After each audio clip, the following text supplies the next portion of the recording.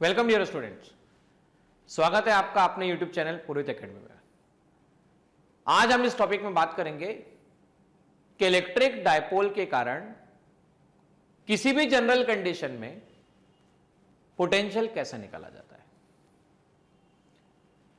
अगर इस वीडियो को देखने से पहले अगर आपने इलेक्ट्रिक डायपोल नहीं समझा है, उसे नहीं जाना है और आपने डायरेक्ट ओपन किया है, तो मैं सजेस्ट करूंगा कि आप electric dipole, potential due to electric dipole along the axis, along the equator, दोनों डेरिवेशन को जरूर देखें।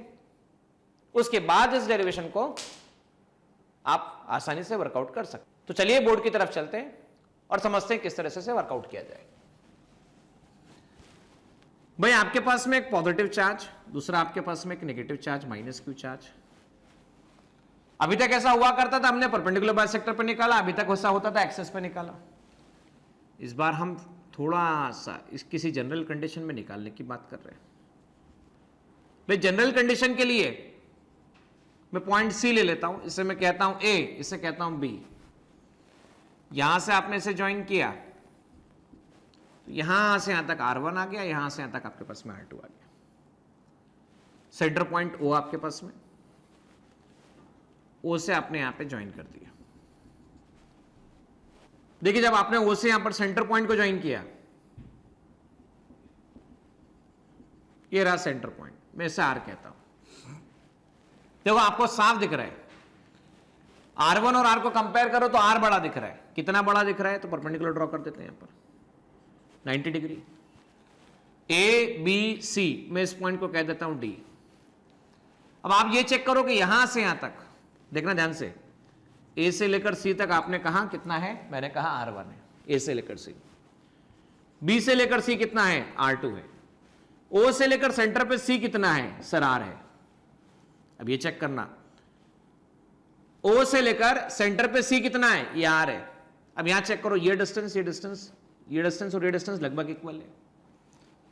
अब ये वाले डिस्टेंस को आप कंपेयर करो, R2 डिस्टेंस BC और OC डिस्टेंस R, तो इसमें से बड़ा कौन दिख रहा है? भाई, R2 डिस्टेंस और R, इसमें से कौन बड़ा दिख रहा है? तो हमें डेफिनेटली R बड़ा दिख रहा है। पर मगर मैं मान लो इसको बैक साइड एक्सटेंड करता हूं और यहां से परपेंडिकुलर ड्रॉ करता हूं, तो परपेंडिकुलर ड्रॉ करने पर ये जिस तरह का स्ट्रक्चर आपको बन के मिल रहा है, यहां से परपेंडिकुलर, ये 90 डिग्री, ये 90 डिग्री, ये डी पॉइंट और ये आपके पास एक पॉइंट। तो आप देख सकते हैं ये वाला यहां से यहां तक का सेपरेशन और यहां से यहां तक का सेपरेशन दोनों सेम दिख रहा है। तो भाई, O से लेकर C R है, ये एंगल मान लेते हैं थीटा है और ये मान लेते हैं थीटा है। यहां से यहां तक का सेपरेशन L, यहां से यहां तक का सेपरेशन L है।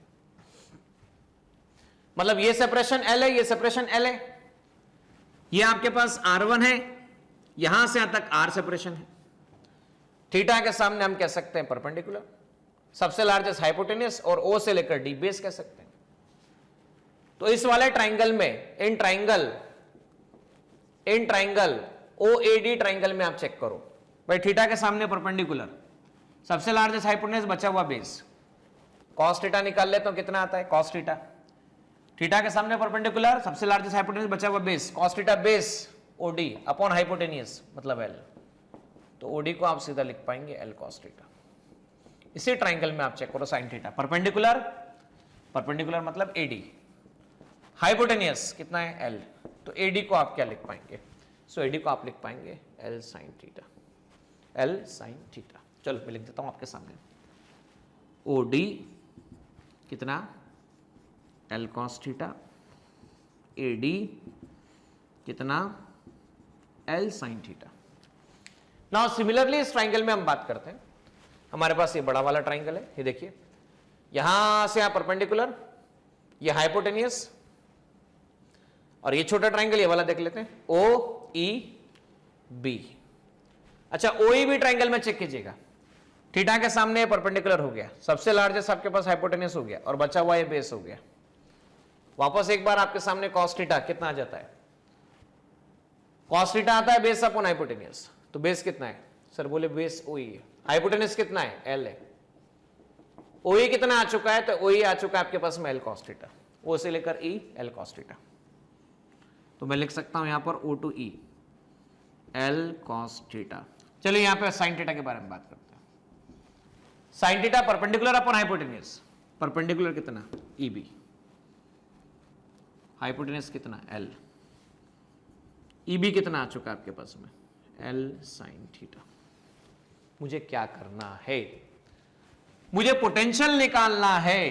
किस पर पोटेंशियल निकालना है सर? सी पॉइंट पर पोटेंशियल निकालना है। मुझे सी पॉइंट पर पोटेंशियल निकालना है, किसके कारण निकालना है? तो मुझे ए और बी के कारण निकालना है। निकालना क्या है? वापस क्वेश्चन पूछ रहा हूं, पोटेंशियल निकालना है। कहां पर निकालना है? सी पर निकालना है। किसके कारण निकालना है? ए और बी के कारण निकालना है। सी पर नेट पोटेंशियल, सी पर ए के कारण, सी पर बी के कारण। वापस से पोटेंशियल के, चार्ज एट ए चेक करो कितना है प्लस क्यू, ए से लेकर सी तक सेपरेशन चेक करो कितना है R1, बी पर चार्ज चेक करो कितना है माइनस क्यू, यहां से यहां तक का सेपरेशन चेक करो कितना है सी से लेकर बी तक R2। हम लिख सकते हैं आसानी से, दोनों में से कॉमन निकल गया के क्यू, ये बचा 1/R1 माइनस 1/R2। सी पर नेट पोटेंशियल के क्यू 1/R1 माइनस 1/R2। तो हमारी पूरी कहानी डिपेंड है कि हम R1 R2 को निकाल लें। तो हम R1 R2 को निकालने के लिए क्या करेंगे? हम R1 R2 को निकालने के लिए एक छोटा सा कंसेप्ट यूज करेंगे। भाई ये 90 डिग्री तो ये भी 90 डिग्री है। ट्राइंगल चेक करो ADC, ACD ट्राइंगल में हम बात करें। देखो ACD ट्राइंगल में थोड़ा सा ध्यान से देखना बच्चों, ये रहा A, ये रहा C, ये रहा A, ये रहा C, D आपके पास ये रहा। चेक करो AD कितना है, तो AD है L sin थीटा। CD कितना है? CD चेक करें, CD यहां से यहां तक CD। बोले सर CD, देखो यहां सर हमें CD पता है ऐसा, O से लेकर C को हमें दिख रहा है सर साफ, C से लेकर D प्लस O से लेकर D। CD कितना आ गया? O to C, O to C कितना है R। OD कितना आ गया? OD चेक करो, OD minus L cos theta. CD कितना आ चुका है? R minus L cos theta. तो मैंने लिख दिया R minus L cos theta, और ये आपके पास है R1। पाइथागोरस थ्योरम लगा सकते हैं क्योंकि परपेंडिकुलर दिख रहा है यहां से। Let us try Pythagoras theorem. R1 square that is equal to L sin theta का स्क्वायर प्लस कितना R minus L cos theta का स्क्वायर। इसे ऐसा लिखा जा सकता है। अब हम बात करते हैं सिमिलरली R1 स्क्वायर। हम R1 R2 की खोज में हैं, हम चाहते हैं कि R1 R2 मिल जाए, तो R1 स्क्वायर तो मिल गया, R1 स्क्वायर मिल गया। क्या मिला? L sin थीटा का स्क्वायर प्लस कितना मिला R minus L cos theta का square, R minus L cos theta का स्क्वायर। ये आ चुका है। ओके स्टूडेंट्स, अब हम इसके बारे में बात करते हैं। देखो सिमिलरली इन ट्राइंगल,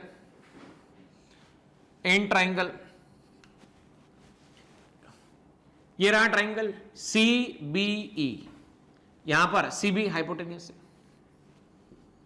ये मान लीजिए C, ये B और ये आपके पास में E। C से लेकर B हाइपोटेन्यूज R2, E से लेकर C देखो कितना है, यहां से यहां तक R है, यहां से यहां तक OE कितना है? OE चेक करो L cos थीटा है। भाई O से लेकर C से लेकर E मुझे क्या दिख रहा है? बड़े ध्यान से देखना, C से लेकर E दिख रहा है OC प्लस OE। OC कितना है मेरे पास में? तो R है। OE कितना है मेरे पास में? तो कितना है OE चेक कर लो ध्यान से, L cos थीटा है। तो हमारे पास आ गया R plus L cos theta. और E से लेकर B चेक करो, E से लेकर B L sin थीटा है, L sin थीटा। वापस से कौन सी थ्योरम लगाएंगे? वापस से बोलिएगा कौन सी थ्योरम लगाएंगे? मैं यहां पे लगा के लिख देता हूं साइड में, याद रहेगा आप लोगों को। पाइथागोरस थ्योरम से हम लिख सकते हैं R2 square equal to hypotenuse का स्क्वायर L sin थीटा का square plus R plus L cos theta का square, R plus L cos theta का स्क्वायर लिखा जा सकता है। तो चलिए दोनों पे बात करते हैं, है ना। यहां तक क्या कीजिए, यहां तक कॉपी कर लीजिए आप, और कॉपी करने के बाद फिर आगे हम बात करेंगे।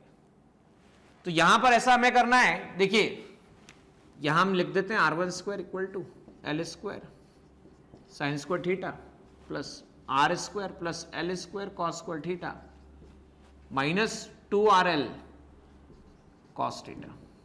अब देखो इसमें एक अच्छी बात आपको देखने को मिली, R1 स्क्वायर कितना आ गया, L square sine square theta plus cos square theta plus R square 2LR cos theta. बताओ ना ध्यान से, sign square theta plus cos square theta कितना होता है, तो sign square theta plus cos square theta 1 होता है। R1 स्क्वायर आ गया L square plus R square minus 2RL cos theta.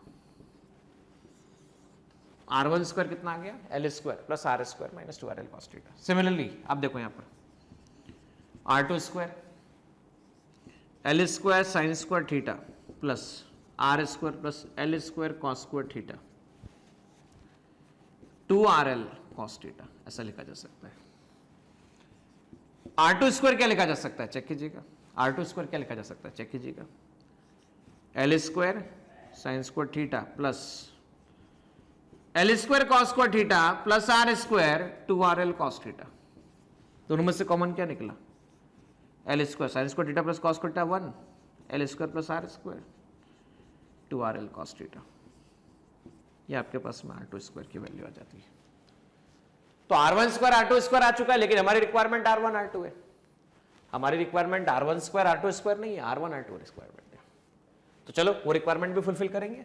पहले यहां तक कॉपी कर लें, मतलब मैं यहां से रब कर देता हूं, इसकी कोई जरूरत नहीं है मैं फिलहाल, यहां पर हम डिस्कस कर लेते हैं। भाई R1 स्क्वायर क्या लिखा, R1 स्क्वायर लिख दिया L square plus R square minus 2RL cos theta. R2 square क्या लिख दिया, तो R2 स्क्वायर लिख दिया L square plus R square 2RL cos theta, ऐसा लिखा जा सकता है। चलिए आइए बात करते हैं। यहां पर आप और हम ये बात जानते हैं कि किसी भी इलेक्ट्रिक डायपोल के लिए, किसी भी इलेक्ट्रिक डायपोल के लिए, जैसा कि आपके सामने बता देता हूं मैं, यहां पर ये प्लस क्यू, ये माइनस क्यू, यहां से यहां तक 12 सेपरेशन, और R क्या था, R पॉइंट डिस्टेंस थी जहां पे हमें निकालना था। तो हम जानते हैं 12 जो होता है वो काफी छोटा होता है R के कंपैरिजन में। हम ये कह सकते हैं R काफी बड़ा होता है L के कंपैरिजन में, या हम कह सकते हैं L बाय R बहुत छोटा होता है 1 के कंपैरिजन में। तो L बाय R का स्क्वायर ये तो और भी छोटा होगा 1 के कंपैरिजन में। ठीक है, यहां पर हम ये बात सीख सकते हैं। अब नोटिस ये करना बच्चों, R1 स्क्वायर में से मैंने क्या किया, R स्क्वायर कॉमन निकाला, तो L by R L square upon R square 2RL cos theta upon R square plus R square upon R square. R1 square क्या बन गया, R square L by R का होल स्क्वायर 2R, R हट गया 2L cos theta upon R plus 1, ये आपके पास आ जाता है। भाई L बाय R का स्क्वायर बहुत छोटा है 1 से, मतलब नियरली इक्वल टू 0, इसे इग्नोर कर देता हूं। R1 स्क्वायर कितना बन गया, R square 1 minus 2L by R cos theta. चलो इसका अंडर रूट ले लेते हैं, under root R square 1 minus 2L by R cos theta. R1 equal to R लिख देते हैं 1 minus 2L upon R cos theta की power 1/2, 2L upon R cos theta की पावर 1/2। Got the point. यहां पर R1 को modify करके आप और हम इस फॉर्मेट में ले आए, R1 equal to R 1 minus 2L by R cos theta की पावर 1/2। सिमिलरली आप और हम मॉडिफाई करके R2 के बारे में थोड़ा विचार करते हैं और R2 को लेके आते हैं। R2 square equal to R square common निकला, L square upon R square plus 1 2RL cos theta upon आपके पास में R स्क्वायर। अब इसे क्या लिख सकते हैं आप, R2 square equal to R square, इसे इग्नोर कर दिया, 0 कर दिया, 1 प्लस 2 R हट चुका है यहां से, 2L कॉस थीटा अपॉन आपके पास में R आ गया। अंडर रूट लेंगे, R square 1 plus 2L cos theta upon R, R2 equal to आ गया R 1 plus 2L cos theta upon R की पावर 1/2, इसे ऐसा लिखा जा सकता है। तो चलिए यहां तक तलाश तो खत्म हुई कि R1 R2 आ चुका है। R1 R2 बोर्ड पे लिख देता हूं। R1 R2 लिखने के बाद उसके सॉल्यूशंस निकाल लेते हैं। R1 R2 कैसे निकलेगा? R1 इक्वल टू आ गया R 1 minus 12 upon R cos theta की पावर 1/2। R2 इक्वल टू आ चुका है R 1 plus 12 upon cos theta 12 cos theta upon R की पावर 1/2। अब हमारी रिक्वायरमेंट क्या है? हमारी requirement 1 upon R1 1 upon R2, ये हमारी रिक्वायरमेंट है। 1 अपॉन R1 1 अपॉन R2 हमारी रिक्वायरमेंट है। चलिए 1 अपॉन R1 1 अपॉन R2 कैसे निकाला जाए? भाई R1 की हेल्प से क्या कर सकते हैं आप? आपको दिख रहा है R1 equal to R 1 minus 12 by R cos theta की पावर 1/2। हमने क्या कर दिया? हमने लिख दिया R1 by 1 minus 12 upon R cos theta की power 1/2 equal to R upon 1 है। तो हम चाहें तो ऐसा भी लिख सकते हैं, we can write like this. हमें 1 अपॉन R चाहिए, इसको इधर भेज दिया, इसको इधर भेज दिया। तो 1 अपॉन R लिखने से क्या हो जाएगा? ये 1 अपॉन R, 1 अपॉन R1 चाहिए ना हमें, तो हमने R1 इधर भेज दिया। तो देखिए R1 इक्वल टू ये आ चुका है। मेरी रिक्वायरमेंट 1 अपॉन R1 है। I am having requirement of 1 upon R1। तो 1 अपॉन R1 की रिक्वायरमेंट को पूरा करने के लिए 1 upon R 1 minus 12 upon R cos theta की power 1/2 that is equal to 1 upon R।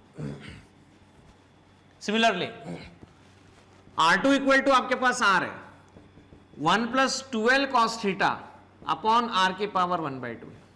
मुझे क्या चाहिए? मुझे 1 अपॉन R2 चाहिए। 1 upon R 1 plus 12 cos theta upon R की power 1/2 that is equal to 1 upon R2। So मेरे पास में कुल मिलाकर 1 अपॉन R1 और 1 अपॉन R2 आ चुका है। मुझे दोनों का डिफरेंस निकालना है। I have to find difference of both. First और सेकंड का डिफरेंस निकालना है, क्योंकि मेरी रिक्वायरमेंट है 1 upon R1 minus 1 upon R2, 1 upon R1 minus 1 upon R2। चलो वो भी निकाल लेते हैं, सब तो आ ही गया है लगभग लगभग। 1 upon R1 minus 1 upon R2 क्या लिखा जा सकता है? ये लिखा जा सकता है 1 upon R 1 minus 12 upon R। चलो ये थोड़ा सा यहाँ पे नीचे लिख लिया जाए, ज़्यादा अच्छा रहेगा, लंबा लगेगा मुझे। यहाँ लिख रहा हूँ मैं 1 upon R1 minus 1 upon R2। 1 upon R1 में लिखा 1 अपॉन R अपॉन में 1 minus 12 by R cos theta की पावर 1/2 आ चुका है। और माइनस साइन वापस से 1 upon R 1 upon R division में 1 plus 12 cos theta 1 plus 12 cos theta upon R की पावर 1/2, इसे ऐसा लिखा जा सकता है। दोनों में से कॉमन क्या दिख रहा है बच्चों? चेक करो दोनों में से कॉमन क्या दिख रहा है। सर बोलो दोनों में से कॉमन R दिख रहा है, और आप इसे ऐसा लिख सकते हैं 1 minus 12 cos theta upon R की पावर। अच्छा नीचे से प्लस 1/2 ऊपर जाएगा तो कितना हो जाएगा? माइनस 1/2। माइनस वापस देखिए 1 plus 12 cos theta upon R, नीचे प्लस 1/2 है, ऊपर जाएगा तो कितना हो जाएगा? माइनस 1/2। तो 1 upon R1 minus 1 upon R2 में एक बात नोटिस करना बच्चों, बाइनोमियल थ्योरम से आप और हम ये बात जानते हैं 1 प्लस एक्स की power minus n 1 minus n x होता है, 1 माइनस एक्स की पावर प्लस एन तो भी 1 माइनस एन एक्स होता है। अब यहां चेक करो 1 अपॉन R 1 माइनस ये नीचे चला जाएगा 2 into 1 upon minus 1 upon 2 L cos theta upon R, इसे ऐसा लिखा जा सकता है minus 1 plus 2 into minus 1/2 L cos theta upon R, इसे लिखा जा सकता है 1 upon R 1 plus L cos theta upon R minus 1 minus L cos theta upon R। अब चेक करो क्या फर्क पड़ा, प्लस 1 माइनस 1 कैंसिल हो गया, प्लस 1 माइनस 1 कैंसिल हो गया, माइनस था यहां पर बीच में माइनस साइन अवेलेबल है, L cos theta upon R minus minus plus है ना, अब ये ऑलरेडी एक माइनस यहां पर था, ये माइनस था, तो माइनस माइनस प्लस हो जाएगा, तो ये हो जाएगा आपके पास में plus L cos theta upon R plus L cos theta upon R plus L cos theta upon R plus L cos theta upon R कितना हुआ 2l कॉस थीटा अपॉन आपके पास में आ चुका है 1 upon R into 1 upon R, ये आपके पास are square आ चुका है। मतलब पूरी कहानी का सार ये कि 1 upon R1 minus 1 upon R2 की value 2l cos theta upon R square आती है। कितनी आती है बेटा 2l cos theta upon R square आती है। जैसे आपने लिखा 2l cos theta upon R square, देखो हमारा रिजल्ट कैसा कन्वर्ट, हमारा रिजल्ट कन्वर्ट हुआ, सी पर नेट पोटेंशियल आ गया KQ 1 upon R1 minus 1 upon R2, KQ 1 upon R1 minus 1 upon R2 की वैल्यू आ गई 2l cos theta upon R square, C पर नेट पोटेंशियल आ चुका है, Q मल्टीप्लाई बाय 2l को लिखते हैं P, KP cos theta upon R square, this is the expression for the net potential KP cos theta upon R square. Now you know that, हम जानते हैं कि dot product की वैल्यू A vector dot B vector क्या होती है, तो हम जानते हैं A vector dot B vector की वैल्यू होती है mod A mod B cos theta.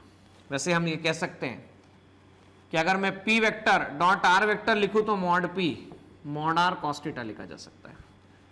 मतलब मैं C के फॉर्मूले में मॉडिफाई करूं, C पर net potential so K mod P mod R cos theta, अपनी मर्जी से cos आर का मल्टीप्लाई किया और आर स्क्वायर इंटू आर आपके पास में मॉड आर का मल्टीप्लाई किया, तो C पर नेट पोटेंशियल आ गया आपके पास में कि P vector dot R vector divide by R cube, ये C पर नेट पोटेंशियल आ गया। एक और तरीका है डॉट प्रोडक्ट के फॉर्म में एक्सप्रेस करने का, किसी भी वेक्टर का यूनिट वेक्टर जो बताया जाता है वो यूनिट वेक्टर होता है, उस वेक्टर को मॉड से डिवाइड कर दो, उस वेक्टर को कैसे डिवाइड कर दो मॉड से डिवाइड कर दो, किससे डिवाइड कर दो बच्चों मॉड से डिवाइड कर दो। तो मैं ऐसे एक्सप्रेस कर सकता हूं, यहां पर देखो, यहां पे कैसे एक्सप्रेस कर सकता हूं मैं, सी पर नेट पोटेंशियल कितना था KP cos theta upon R square था, इसमें R vector divide by mod, क्योंकि किसी यूनिट वेक्टर से मल्टीप्लाई करने से कोई फर्क नहीं पड़ता है, तो हम ये कह सकते हैं इसे यूनिट वेक्टर से मल्टीप्लाई कर दीजिए, बराबर, यूनिट वेक्टर से मल्टीप्लाई करने से कोई फर्क नहीं पड़ता है, तो ये लिख सकते हैं mod P unit vector cos theta upon R square, so KP vector dot R unit vector divide by R square, इसे ऐसा लिखा जा सकता है। ठीक है बच्चों, तो पोटेंशियल की बातें हम लोगों ने लिख ली। अब इसी एक्सप्रेशन को यूज करके, कौन से एक्सप्रेशन को, ये थीटा वाले एक्सप्रेशन को यूज करके देखो आप क्या कर सकते हो। भाई पहला केस आप देखो, थीटा 0 हो जाए तो cos 0 कितना होता है, cos 0 + 1 होता है, cos + 1 होता है, तो मतलब हम बात करें ये हो जाएगा KP अपॉन आर स्क्वायर।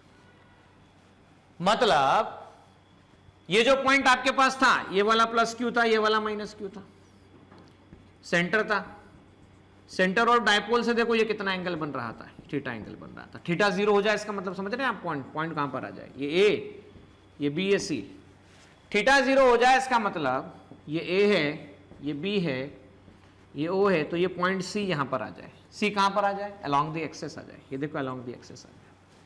तो अलोंग द एक्सेस का फॉर्मूला बता चुका हूं मैं आप लोगों को, अलोंग द एक्सेस के लिए KP बाय आर स्क्वायर होता है।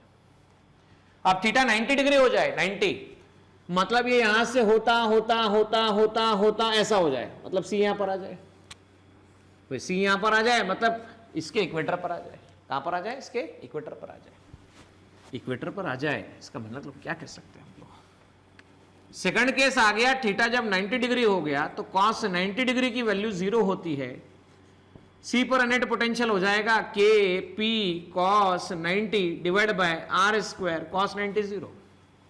और मैं पहले भी बता चुका हूं, इक्वेटोरियल कंडीशन में पोटेंशियल की वैल्यू 0 आती है, इक्वेटोरियल कंडीशन में पोटेंशियल की वैल्यू 0 आती है।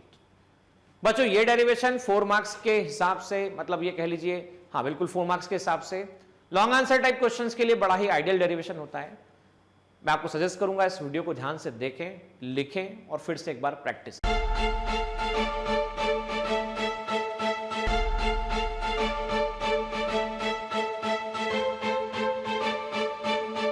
पुरोहित अकॅडमी, मेन ब्रांच प्रभात चौक, MJ कॉलेज रोड, लोकमान्य हॉस्पिटलच्या बाजूला, जळगाव आणि पांडे क्लासेस जवळ, बंधन बँके शेजारी, ट्रॅफिक गार्डनच्या समोर, जळगाव.